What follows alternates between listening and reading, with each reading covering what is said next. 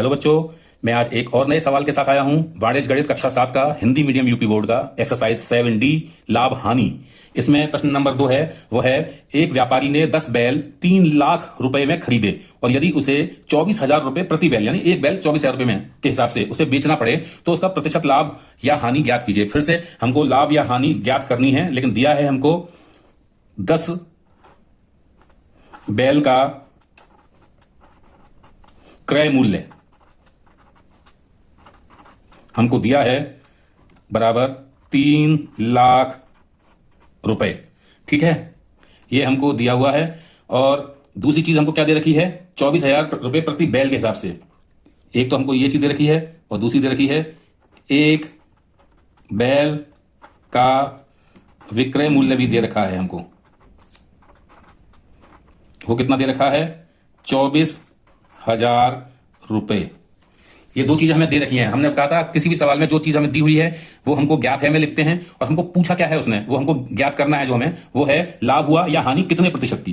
पूछा है हमें लाभ या हानि हुई तो क्या हुई और वो भी कितने प्रतिशत, ये हमसे पूछा है। ठीक है, तो हम इस सवाल में क्या करेंगे, देखिए हमको लाभ हुई या हानि हुई वो हम तब पता कर सकते हैं, या तो हमको 10 बैल का अगर क्रय मूल्य पता है तो 10 बैल का विक्रय मूल्य पता हो, या फिर हमको एक बैल का विक्रय मूल्य पता है तो एक ही बैल का क्रय मूल्य पता हो। तो हम दोनों को जब तक एक समान स्तर पर नहीं लाएंगे हमको लाभ या हानि हुई वो हम नहीं पता कर सकते।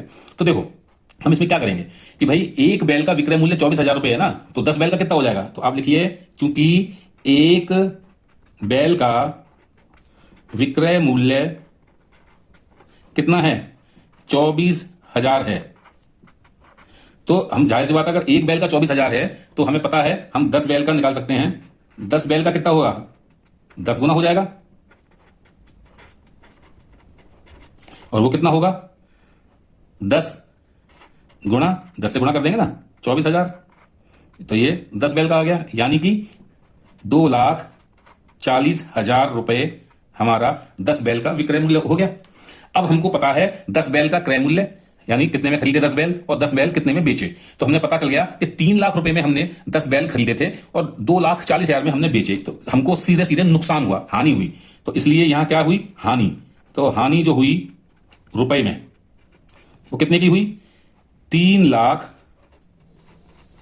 माइनस 2,40,000 इसमें से माइनस कर दें तो ये हमारी हानि हुई। और ये हानि की वैल्यू क्या आई, ये आई 60,000 रुपए की हमें हानि हुई। ठीक है, जब हमारी हानि जो है 60,000 की है तो इसका मतलब क्या हुआ, अब हमको हानि पता लग गया है तो अब हमको हानि प्रतिशत में निकालनी है।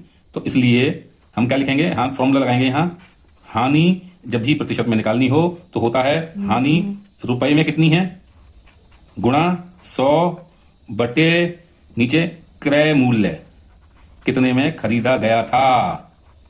ठीक है, और ये प्रतिशत का साइन लगा देते हैं, ये हमको सूत्र लगाना है।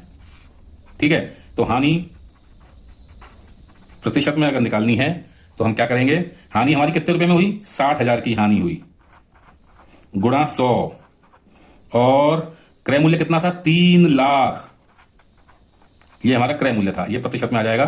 तो 1 2 से ये 1 2 कट गए और 1 2 3 बचे, 1 2 3 से ये 1 2 3 हो गया। ठीक है, तो इसको काटेंगे तो ये कैसे हो जाएगा, ये आपका आ गया 60/3% हानि जो हुई आपकी, और इसको काटेंगे 3 से तो ये जाएगा 20 बार। तो आपकी जो हानि हुई वो हुई आपकी 20% की, और यही आपका उत्तर है।